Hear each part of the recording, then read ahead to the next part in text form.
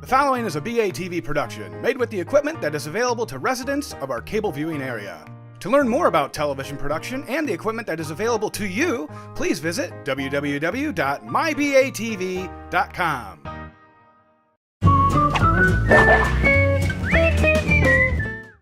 I'm Craig Foltos, and with me is Jim Volk. Jim has been, or had been, an alderman for how many years? 19. 19 years, and was the head of BATV for how many years? Oh, I think about 9. About 9? So Jim, when did you come to Batavia? 1987. We'd moved back from California where we were living. I was at Postdoc University, California, Davis, and commuting between California and Fermilab, and that 2,200-mile commute got to be just a little bit too much, especially with a young son. So how long were you here before you got involved with city politics? From 1987 to 94, about 6-7 years before I actually got on the council. And what brought you to getting on the council? Disputes with neighbors. I had a rental house to the south of me with an absentee landlord, and we had come to this point where there were 6 junk cars along our fence line, and the landlord would do nothing about it, so I contacted the city. Charlie Webb was the 4th Ward Alderman at the time, and he started to help me working with code enforcement to get the place cleaned up. And in spring of 94, Charlie Webb moved to Naperville, and a vacancy opened up on the council, and I sent my resume on down. Larry Wall and Tom Schmidt also put in for it, and for some bizarre reason, the council chose me. So after you became an alderman, what was the first understanding with it that was different than what you thought was going to be on the council? How was it different? Well, lots of people I found get on the council with agendas like I did, and it's just not possible, and you get swept up into other things. In 94, we were in a starting wave of massive development. We were annexing property, old farmlands, and approving developments left and right. We went through hundreds of, I think we added 10,000 to the population between about 94 and 2004. You know, all the stuff is southeast, southwest. Area 12, as we called it in that days, everything west of Randall was still farmland. And so there was lots of annexation agreements, lots of subdivision proposals.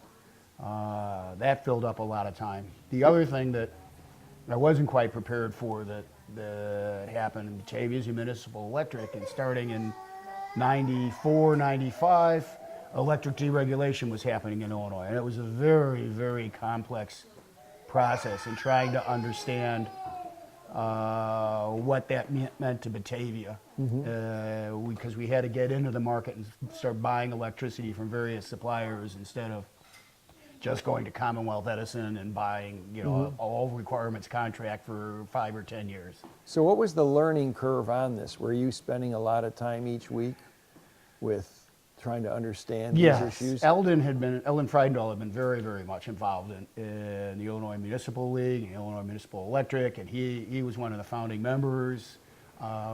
He started bringing me along to a lot of the meetings down in Springfield, and there was a lot of work in trying to understand the whole process. And the state legislature, which was doing the deregulation, was very, very fluid. They were changing the rules all the time, making things different. So it was following a moving target. How long were you on before you started to get a concept of what was going on and where the city was headed and what you guys had to do to steer the ship that way? Well, as I told everyone after me that got on, it takes a year just to understand who the cast of characters are and how people interact in both the staff and the council, and how things actually get done, as opposed to how you think they should get done, or the 8th grade civics kind of lessons and how things get done. So it takes about a year. And at that point, the council was very, very stable. People changed very seldom. And Chuck Beckman was on, and he had been alderman since 75, and Eldon had been on since, I think, 82 or 83.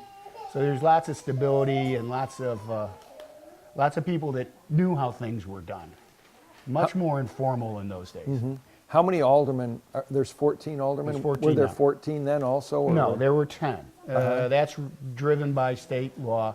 When you get to a certain population, you have to go to the number of wards increase, and we have 2 aldermen per ward. We discussed that quite heavily. That happened 96, 97. When the population got up above 20,000, we had to go to 7 wards, and we brought on 4 new aldermen to go to 14. There was a lot of discussion. Do we want to keep it at 10? Will 14 be unmanageable? It turned out it worked very well. There were lots of people, and different aldermen had different interests, community development, business encouragement, the electric utilities, wastewater upgrades, all of that was divvied up, and people worked on various things that they were interested in and had some background or brought something to the table. So overall, I think it has been very successful. Now, St. Charles went to 14 for a couple years and then shrunk back to 7, I think, or is it 10? What committees did you find most enjoyable to work on? Well, I was always on, public safety, which evolved into city services, police, fire, as to streets and sanitation, cemeteries, and also public utilities, water, wastewater, electric. We're one of 42 communities in Illinois that run our own municipal electric. I always find it interesting because I work with the public all day, and I hear people talk about they have an issue, and I tell them who their alderman is. Lots of times they don't even know who their alderman is. And it's really a good education for them to understand when you have an idea, how it goes from idea to implementation. It's not a 2-week process. Yeah. One of the things that I like about this being a small town, though, is you can call up your alderman or the mayor and say, hey, they didn't pick my garbage up. What's the problem? And get things done like that. But the foresightedness that it takes, it's a lot of planning, isn't it, with this? Well, it takes a lot of planning, a lot of work to find out, what's going on, and especially you got to be inside the law and understand what the state allows you to do, what the county allows you to do. One of the things I pushed when I got on the BAT, working with Dan Shanahan years and years ago, was to bring BATV into the council meetings and broadcast the council meetings live and rebroadcast them through the week. City Services, Alderman Volk, please. Thank you, Your Honor. There is a City Services meeting scheduled for tomorrow, Tuesday, to discuss revisions of the forestry ordinance. We have been over this one and only had small changes. The committee was polled and all agree with the changes, so I will cancel that meeting and ask that this be put on the regular agenda for August 4th. The City Services Committee will meet Monday, August 11th to discuss the sidewalk program, crack sealing and patching, park deck membrane replacement. The exact start time I still have to work out with Alderman Freidendahl and Public Utilities, and I think we'll leave that till determined on August 4th. Because I found even in last fall when I was collecting petitions in the 4th Ward, people didn't know who I was. They didn't know, we have aldermen, there are elections, there's... but having BATV in the council Well, what is chamber, BATV before we get carried away? Because there's people watching that might not understand this. Batavia Access Television. It started with the Batavia Access Committee before I got on community TV. When we did some of the original Comcast deals 25, 30 years ago with the franchise with Comcast, they had to allot 2 channels to public service. So it's local community, people in the community doing everything from taping football games, which I did, to the city councils, to the Loyalty Day parade, and recording the community and making it available for those that, for one reason or another, can't be there to see it live or want to have a good record of it. People don't realize you were the starter of filming the football games. What'd you have for it? How many cameras? How many people were there? Was it basically you and a camera? Me, maybe some other kid to do some spotting or announcing. One old half-inch wide VHS tape up in the coach's booth, where we had a fight for territory with everyone else depending on the game. We did one extravaganza once. We got the Comcast truck. They have a truck for community access that had several cameras. We had a bunch of people out in the field. Well, I've listened to those. I used to listen to them then. And if you have a chance, I'm sure now you can look at it on BATV's website and find old history. Yep. But you'll get to see Howard Cosell before he was Howard Cosell in Batavia. And there's a whistle to start the second quarter. They're showing receivers left and right, going back, showing pass. 11 puts it up. 32 from Batavia picks it up out of the air. He's got some running room. Mike Canane. Canane can be fast. Canane's getting some blockers. Canane evades another guy, stumbling forward almost to the 10-yard line. Canane pulled that one right out of the air. leaving Batavia again with excellent field position. Geneva or St. Charles, because Tri-City with all the communities. And then time evolved. Al Wolf got interested in it because he started to have kids in high school. I moved on as my kids did, and so Al took it over, and he's done it. And I think they're getting a lot more cameras out there now. I haven't had the time to follow that all that much. What did you most enjoy about being on the council? The electric industry and dealing with deregulation and the purchase of Prairie State was very interesting. It was a very, very involved process, keeping the whole electric utility going. And as we got into doing the 138 kilovolt upgrades, which give us more reliable electric, that brings in more regulations and more responsibility. So the utilities always, I found very fascinating. The wastewater treatment plant upgrades, we did one in 94, 95, and we're laying the groundwork. You know, when I left the council, we were laying the groundwork for the next one, keeping up with the EPA regulations and why you do these things. Dealing with public safety was also interesting. The 2 fire stations, building those was very fascinating. We spent a lot of time going all over the western suburbs looking at fire stations. And the mayor, as you well know, is a real fire buff, so he knows all the firemen around. And we looked at what they had and what sort of facilities. I know we needed modern, efficient stations to work out of, because we're a big community now. I know that when they were doing the bridge right down the street, I would see you at least every week, if not 2 or 3 times a week, checking up on it. Well, the bridge was a very interesting project. It was a major thoroughfare, and we spent a long time on that. That came in, I remember fall of '95. Ted Bergeson, the former city engineer, wrote this 1-page memo saying the state has inspected the bridge and find it's failing. We have to replace it. That's what he said, and that started. It took us until '07 to actually execute the operation. There was again lots of work. We drove up and down the Fox Valley from Montgomery all the way up past Dundee, looked at every bridge. A whole committee of aldermen took several days off of work to do that. Interviewed any number of engineering firms, and to listen to 3 or 4 different engineering firms give you a presentation of why they're good in a single evening is a real tour de force. Some engineers are not good at public presentations. And a lot of discussion about what we wanted to do with the bridge. You know, at some level we could have just built some steel I-beam beam bridge with all the aesthetic appeal of a freeway overpass.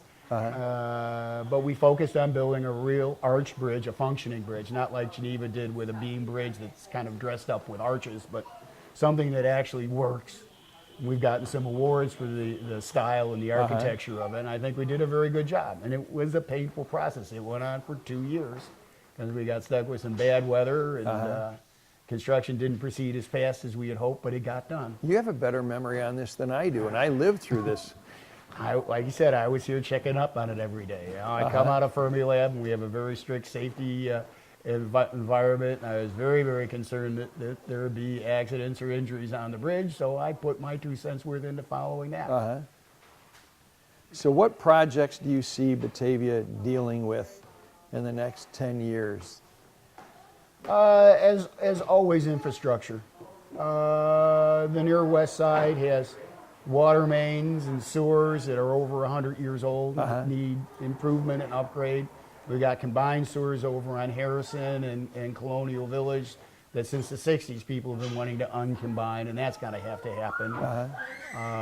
Electric will continue to be an issue on in for the next, well, as long as we hold electric utility. The council is going to have to stay on top of that, and it'll never be an easy thing to do.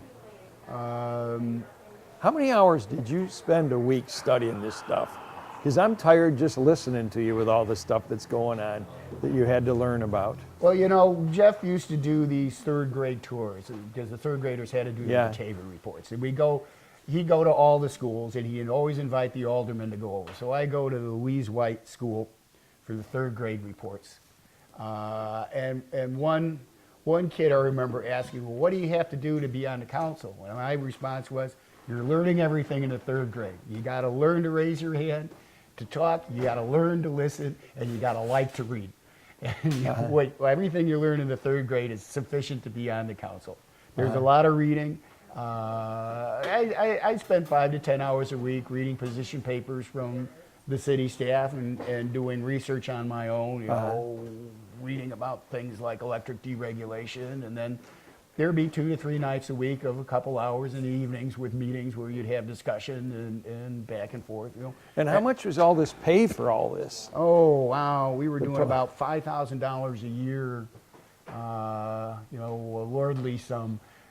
It was enough to sort of cover the beer bill afterwards. You know, one of the things that I've noticed about the city council that I was always proud of, and I didn't really have anything to do with it, is you guys could agree to disagree on things and still be friends afterwards, because we all have to live in the same community on the same streets. And was that something you guys worked at, or is it just came natural to you guys? Oh, at some level we worked at it, but I remember in June of '94 when I first got sworn in, I think Jeff was a little bit afraid that he got some wild physicist from Fermilab on the council and didn't know how to deal with it. And he gave out a very sage piece of advice. He said, we make our speeches, we take our votes, and then we walk out friends. That's it. We don't drag these issues around. And there are times I disagreed with Eldon, and Eldon disagreed with me, and Chuck Beckman, and everyone on the council. We'd have different points of views, but we all said, okay, that's your point of view. You've read the same thing I've read. You've come to the same conclusions, or your conclusion may be different than mine. But we took our votes, and that's the way we go with it. We go forward on to the next issue. You worked with some really interesting, I've known a lot of the aldermen, Mr. Hageman, Norm Hageman, he was a good alderman. And Norm treated the city budget like it was coming out of his personal retirement fund. And I like that. He was a great guy. He watched every penny. How about Mr. Hart? Dick Hart was a fascinating character. He was an electrical engineer and had lots of great stories. And he approached things in a very similar logical train that I do, because I'm trained as a physicist. I remember one of the things we were up against is we had to get radium out of the water supply, EPA regulation. Rick Ford was another physicist from Fermilab, and he was really irate about this, because we were looking at going in with Geneva on basically a gigantic water softener for both communities, and it was going to be a $36 million investment, and it came with a crew of 11. It had to be staffed 24/7. So there was $1 million, $1.5 million in operating expenses. And all of that was, that's a lot of money. Yeah. And Rick was really irritated with the EPA and these regulations and this linear no threshold, all radiation is bad, and kind of flies in the face of what really happens. But this guy, Lee Odell, showed up at one of our subcommittee meetings. And he said, I live in Batavia, I'm a water engineer, I have this process. Dr. Valentine from the University of Iowa has developed a process using magnesium oxide and an absorption method. It'll take the radium out. And Dick and I looked at each other and said, that's too good to be true. It costs half of that, $18 million. You don't have to man it all the time. We both said, that's too good to be true. It can't be. And Lee says, well, here's the links. Here's a bunch of papers. Dick and I sat down and read through them. He's an electrical engineer, I'm a physicist. We were reading this water engineer's papers, but this guy knew what he was doing. Yeah. He wrote a very good set of scientific papers, and you'd read a paragraph and say, now in the next paragraph, he's got to do this, and he did it. And he marched all the way through, and then Lee came over in the off of Stanton in the water plant there and set up some columns and started filtering water for us, and we took the samples and sent them off to the EPA, and they came back with the acceptable levels of radium in it. We went with that. So there's where Dick and I were playing off our scientific backgrounds to analyze a process that seemed too good to be true, but it actually turned out it worked, and it saved us $18 million in capital and $1 million a year. You said something really interesting just now, to me it was anyway. You said, well, that guy really knew what he was doing. When I'm listening to you, because we haven't rehearsed any of this, Jim has no idea what I'm going to ask, and he's not working with any notes, and he's bringing up all this stuff. We are so lucky to have had you to work in this town. It was interesting. But after 19 years, it was time to move on. And I moved on to Tennessee now. So what do you recommend? I know you have kids. What would you tell them about getting involved with the Well, government? everyone should be involved at some level. You find out how things really work instead of making these assumptions. You know, you read a lot of letters to the editor, and these people writing in irate about their taxes or irate about what the government does don't understand the process. We have very good services in Batavia. You know, you pick up the phone and dial 911, and a whole bunch of professionally trained, well-equipped people are going to show up at your house to deal with whatever emergency it might be. Yeah. From having a heart attack to a fire to some lunatic with a gun to your sewers clogged.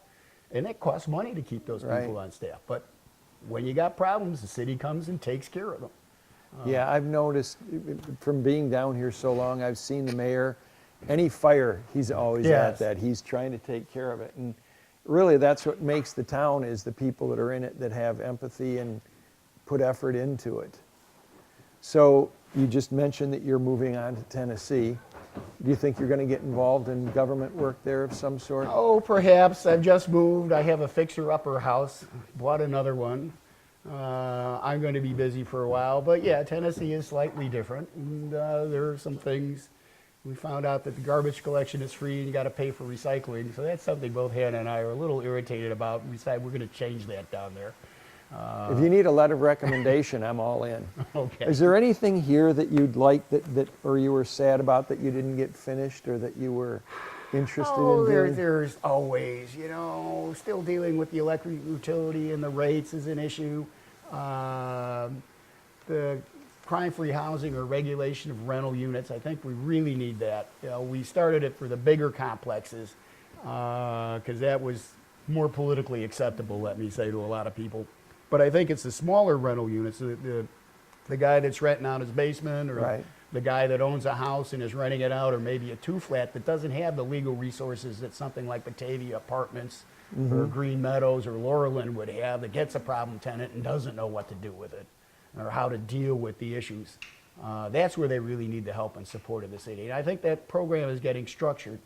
You know, some people claim, oh, it's too intrusive because they do inspections of rental units. But let's face it, that needs to be done. Some of these people can move in and they don't have smoke detectors, Right. or the windows don't work, and the tenants don't know how to get it fixed. The landlord won't fix them. The city's got to, you know, regulate, because it hurts everyone's property values when you have, you know, 6 junk cars lined up against your lot line. And so that, you know, and I think that's getting carried on. At least when I've, you know, read in the paper recently, some of the aldermen and the police chief and the community development director are pushing it forward. And I think that'll be a good thing overall for the city. It's also, you know, finishing off the downtown. We did a great start on River Street.